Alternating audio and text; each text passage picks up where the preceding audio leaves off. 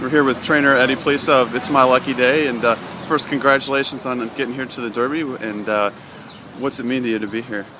Well, it's what we all aspire to do, whether you're an owner, a trainer, a jockey, a groom, an exercise boy. This is like the Valhalla of horse racing, so we're glad to be here.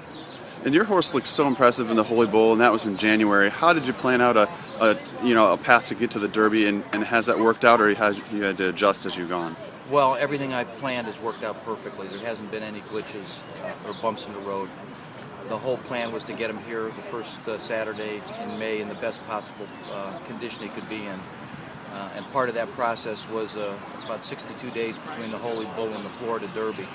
As important as it was for us to win the Florida Derby, it wasn't our goal. Our goal has always been the Kentucky Derby.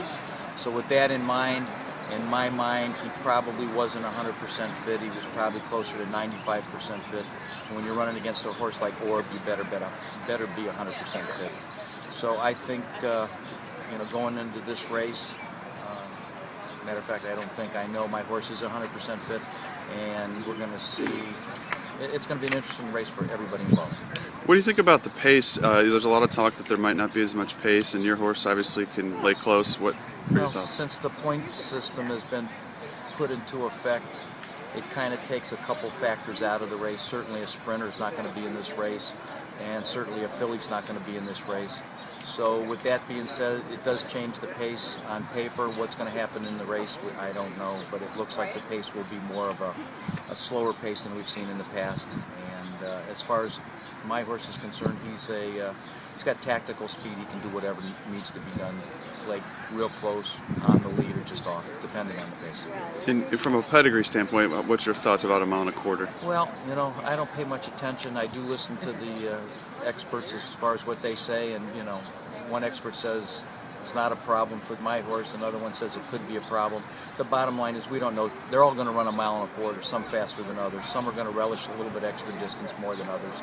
But I think more the flow of the race and what happens in the beginning of the race will dictate which horses will like it and don't. And you talked about the 62-day layoff. Obviously, it's a little bit unconventional. Why did you think that was the right move for this horse? Well, my horse had been active as a 2-year-old, and he certainly was active in the first month of January as a 3-year-old. You can't dance every dance. You need to give him a little bit of a break, so that was our break. We backed off him in his training for a couple weeks. He didn't miss a day of training, but we just kind of backed off with what we were doing and just kind of refocused on getting him bigger and stronger. And every day that I see him out here is another day that I say to myself, we did do the right thing by this horse. So whatever happens Saturday, I'll have no regrets one way or the other. He's coming in the race 110%, and as a trainer, you can't look for anything more than that. And other than your horse, who is the horse to beat? Well, listen, Orb's got to be a horse to beat because he beat me already. Verenzano's an undefeated horse.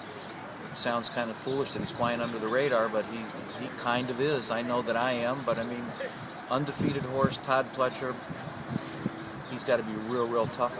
And there's probably 5, 6, 7 horses. If you ran this race half a dozen times, you might have 6 different winners.